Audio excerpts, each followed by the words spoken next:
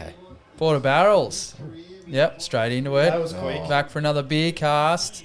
And this one will be uploaded a little bit quicker than the other one was. Apologies for that. So not 2 hours before we record the next I don't one. know. I didn't have a blurb, and I just had a good week last week. Yeah, It was just lots of spontaneity. Do you know what he told me? I said, "Oh, did you get a chance to upload that podcast?" He went, "No, I was having too much fun." Yeah, like, I don't know. That's went okay. It's good. Went on a couple Like, of hot it's dates. fine. We like that you have fun. Yeah, no, it's good. So, yeah, we'll be having a few here. Gratzy's pretty excited about whatever he's got. There's a novella as to why it's here. Yes, well, there you go. Well, I can kick us off if you'd like. Coming in. Yeah, well, we may as well get straight into it.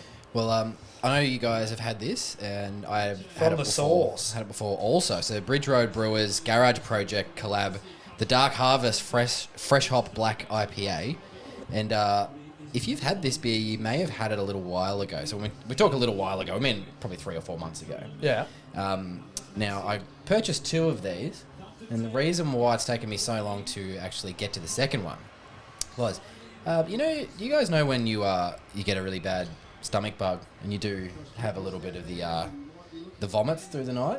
Whatever it was you ate or drank last, that taste of whatever you had is it's on the blacklist for a while. Yes. I actually had this beer the afternoon that I was starting to come down with COVID and didn't realise. And the last tasting note I can remember as I was up vomiting all night was the black IPA in question. Geez. So the second one has sat in the back of the fridge for a little while. And it was a mad rush to get here today, and I thought, no, I'm not mucking around. I haven't drank it. I need an excuse. I'm bringing it to the podcast. It's been months. I'm sure I can do it. Yeah, well, there you go. Big bloody COVID can coming at you. And we're I returning. can't wait to play that in like 45 minutes time when you just throw up out of nowhere. Well, no, thankfully, it tastes fine. I'm going to put a mask on. Yeah, no, I don't think this gave me COVID. So did you explain what actually? Yeah, what we actually better talk was? about what the beer The is fresh hop- and not how it gave you COVID. The Fresh Hop Black IPA. So this collaboration was brewed especially for Bridge Road's annual Harvest Festival, the High Country Hop, which I believe you guys attended. It was excellent. It's a black IPA. Cold. It was cold, like today. It's a black IPA bursting with unique flavours of freshly harvested local hops from HBA's, Roast Trevor Hop Garden. The 2002 Who? vintage. Trevor? Yeah, Roast Trevor. Roast Trevor. I'll have the roast Trevor. Roast Trevor? Thank you. Oh, it's one word. Roast Trevor. Roast of the day. The 2022 vintage uses fresh Galaxy hop cones Galaxy hop How many cones packed cones and have you added to the beer within 6 hours. I told you, it's been a afternoon to get here, but that's fine because we're here now. But I think that it tasted a lot fresher when I first had it, which of course is understandable. But black IPAs are not for the faint of heart, but the more you get used to them, the more you understand that they're very enjoyable. So that maltiness to go with the hoppiness, and very good. the bitterness as well. So Yeah. 2 very renowned breweries in Australia and New Zealand. So thanks guys, and not getting sick after this one, I swear. No way. I don't know if you remember having it, but I remember this surprising me because that was the Dark Harvest, and then the Fresh Harvest was with Mountain Culture. Yep. And I thought for sure I was going to lean towards the one with Mountain Culture. Yep. Just obviously. And no, this one was better. Yeah, it's pretty good, and I would say it was a leap from last year's as well. I think at the time I was like, well, I don't know, but thinking about it, I think both of them were a massive leap. As we spoke about, Bridge Road making some really good beers. Speaking of, what do you got down there, Hud? Big chalky milkshake. Making it dark. It kind of Black. it's almost like petrol, Yeah. not in taste, but in the damage it's going to do to my brain. You've had a few petrol beers in the past. So, well, because it's still winter, so I can still have me dark beers. And I noticed I've got my beer fridge, my little stash. It goes 3 deep on the bottom shelf, and it's 1, 2, 3, 4, 5 wide, and it's full, and the bottom shelf is all stouts. Yeah, right. Because I always go, I want a beer, and I'm like, okay, I'm going to drink it now. And I know that I want to leave it for an hour, so I always just go, I'll just have an IPA, and then I just forget to get one out for an hour. Yep, that makes perfect Yeah, sense. that's fair enough. But this is, so last year Brick Lane did their horror trilogy, and this is the 2022 model. This one is called Offering. It is a bourbon imperial stout coming in at 11.6%. And Ooh. It's a big can. it's half a litre of that. Yeah, it's huge. So standard drinks, 4.6. Are you sharing that with somebody? Yeah. I'm not part of it. I'm driving. My other personalities that will develop over the time. Exactly. So the blurb for this one is, it's all Trilogy of well, hard. it's tough on black because it's black on black. It's a bit difficult. Leeching bourbon secrets from the backwoods of Kentucky provokes a hecatomb offering to placate the Cenobite gods of decadence and hedonism. Whoever wrote that, let's just give you a bit of They feedback. had two of them. Just I simplify don't know what those it a touch. words are. Yeah, what They do you had want? two of these beers, What's- then wrote it. What's like- hecatomb? And why are you putting like placate? I've never seen that on a beer. Hecatomb, a great public sacrifice, originally of 100 oxen. So a hecatomb offering to placate the Cenobite gods. Gods? Yeah, gods. Yeah, well, God or God? God, That's- it's alleged that placate to the god so or gods. Cenobite is a new or recent member of a Greek monastic religious order. Why is there a photo of Hellraiser? Don't know. Oh, Pinhead, sorry. Yeah. No, that's from Hellraiser. Is that Oh, Pinhead from... yeah, is his yeah. name Pinhead? Yeah. I don't know what you're talking about. Is Hellraiser the guy from the show with the motorbikes? That's Ghost Rider. No. Nicolas Cage. No. What is it? Sons of Anarchy. Hellboy. That's what I was. Yeah, Sons of Oh, Anarchy. the guy with the face. Yeah, Ron Perlman. is that who that is? No, I can't see. with the All right, I'll just stop. Nah, it's not, but that I know of. This is... I've had one sip and it's already chaos in my mind. Oh, very good. But yeah, good luck to me. Is it chocolatey or is it coffee? It's not. It's Boozy.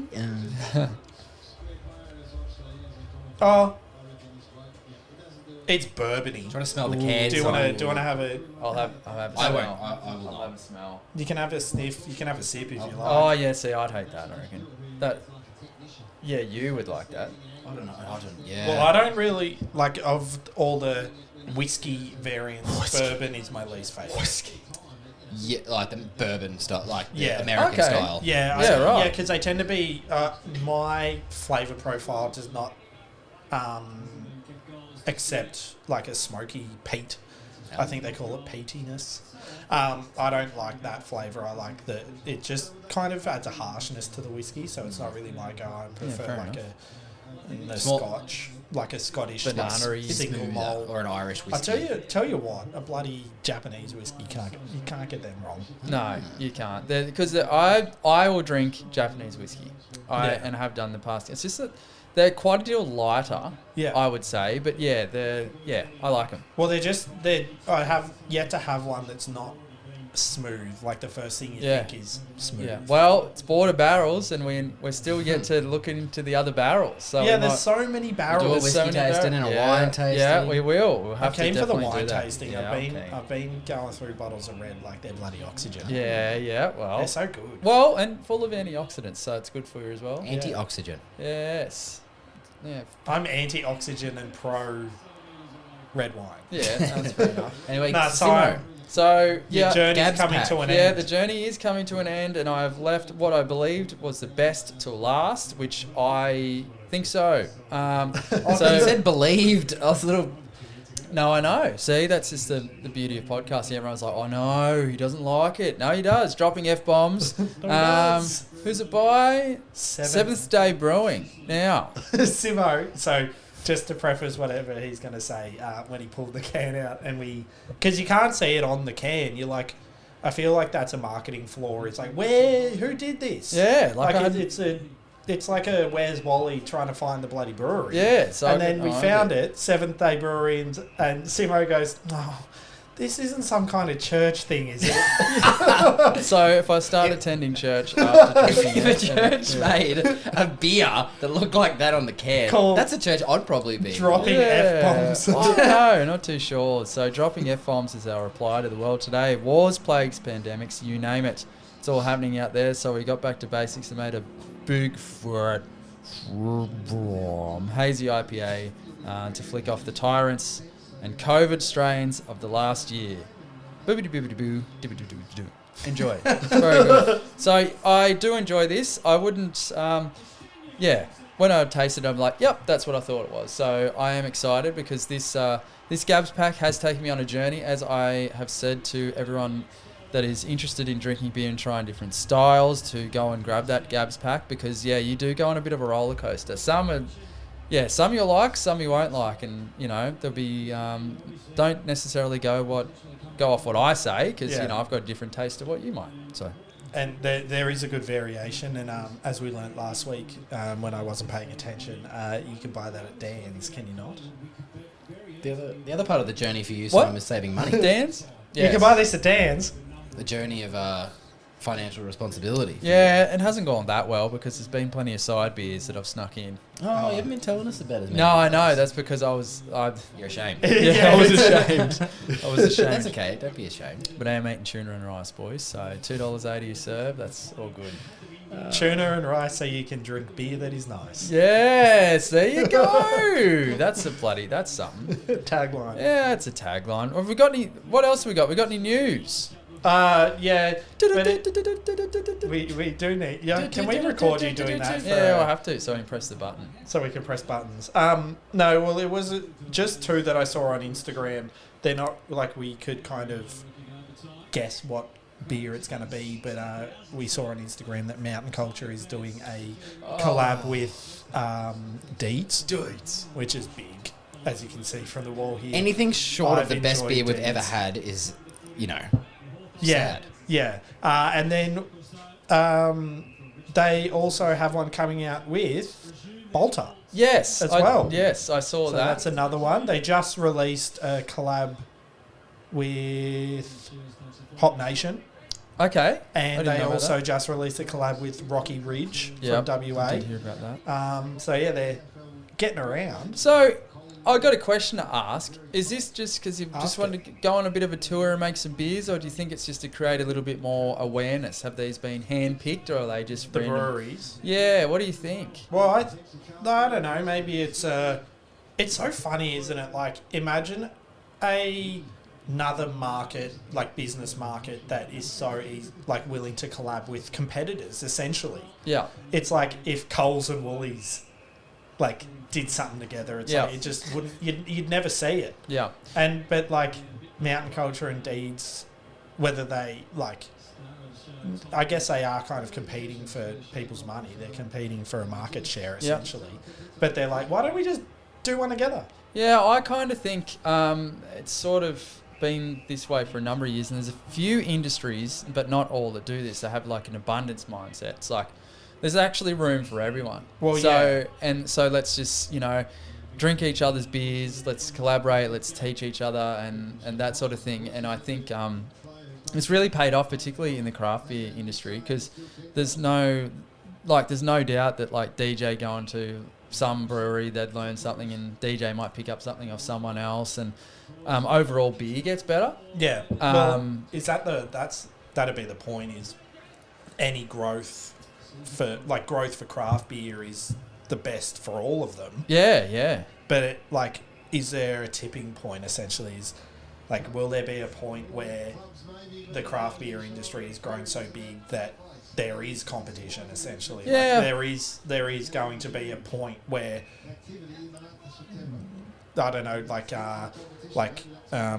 Home Timber and Mitre 10 and then bloody Bunnings, and they're all fighting, and it's like, they're all like, back in the day they would have been like, oh, we need to get our products out there, and then all of a sudden it's just like, right, well, we're going to be the main one. Yeah, stay in your lane. Well, look, I'm not too sure, because of the nature of the business. Like, it's also unique and that sort of stuff, and experimental to it. Controversy.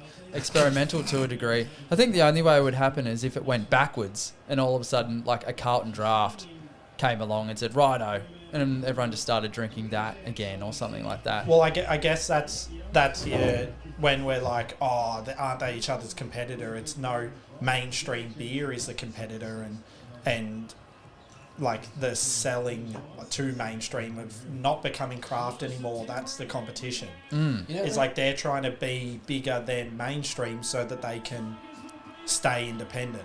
Yeah. Whereas the way forward for a brewery to essentially maximise profits is to sell. Sell more beer, yeah. And sell, like, become mainstream. Which, yeah. And I think Bolter has its fans that may not have heard of Mountain Culture, and Mountain Culture may not have heard of Bolter. Well, that's probably unlikely, but sort of introducing themselves into new markets. And I don't know. I think it's good. I think it can only be good. When you're talking about collaborations in different industries, one that, I mean, every single person on the planet most likely consumes music of some sort. Yeah. And you think about that and the amount of, like, Huddo, you'd know from listening to a lot more hip-hop than me, but you get the big producers and they try and discover, like, newer artists. And I know for a fact, listening to all the metal, hardcore and punk bands that I do as well, like, there's a real DIY attitude amongst that whole scene, and they do love doing collab. Usually it's just with vocalists, generally. You're not going to get someone over to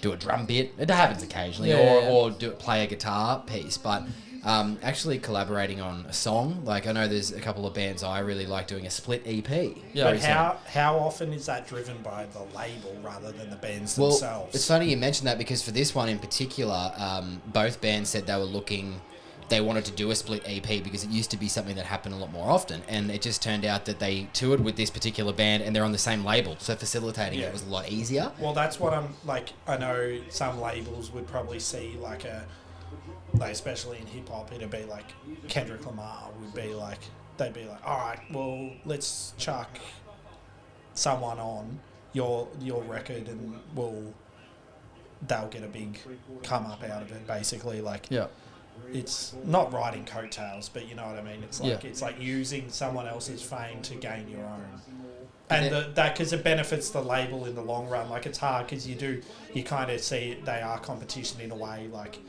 those two bands would be competition, but at the grand scheme of things, they're not, because they're governed by one person who's benefiting.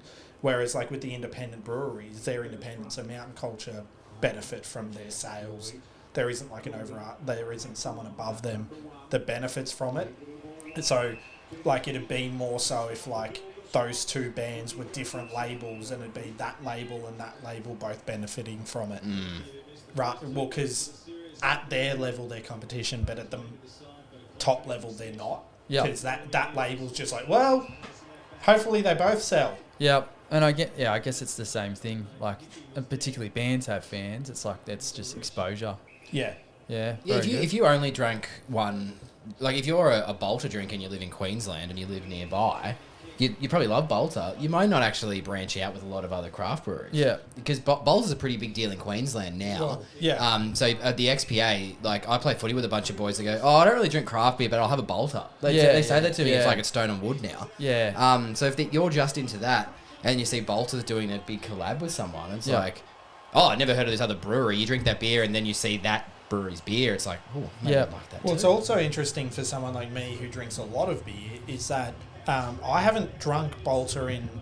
the last time was probably when they were doing the tall hazy cans. Or GABS. Oh, we tried some stuff at GABS. Did I get one? Yeah. Oh. I remember you getting one. No, I don't. But no, like, missing. buying cans and stuff, Bolter cans, like, I just haven't in ages. So this will kind of bring it back for me. Yep. No, it's good. But yeah, I'm fucking frothing about these Mountain Culture deeds. Yeah, no, I am too, because they are sort of you would say, our style of beers, like big beers, you would say Deeds in Vic, Mountain Culture, New South Wales, and Range in Queensland. They sort of have similar, they make really juicy, hoppy beers, and like, they can be big beers too, and they're bloody delicious. So Speaking they're the of big Range, three. re-released their Whites and Music, the highest rated IPA in Australia, according to Untapped, and which knocked Be Kind Rewind off the mantle. And we missed out. It sold out in 30 minutes. There you go. But it may be available on the websites of bottle shops rather than direct from the brewery. But they did one, because it's with Garage Project, they did another one with Garage Project. It's called Fish and Chops, and it's a chocolate fish stout. Yeah, right. That's concerning. No, not fish as in the animal fish. Apparently in New Zealand there is a lolly, a chocolate fish. PHISH? No, fish. No. I have a friend that has spoken about those before. Chocolate fish. Fish. Oh. But yeah, that's probably it. That's our beer podcast for this week, guys. Yeah, you may have consumed two at once. The other thing, just to leave you with, I just want to, I don't know, we might answer it next week. You know, what's this? Before you open it, is there any science behind it? Well, Get does some of the bubbles off the bit that you open. yeah, does it won't reduce explode? Yeah. Don't know, but That's the thing. yeah, we'll look into it and we'll let you know. Or we'll probably forget. Chances are we'll probably forget. Bye.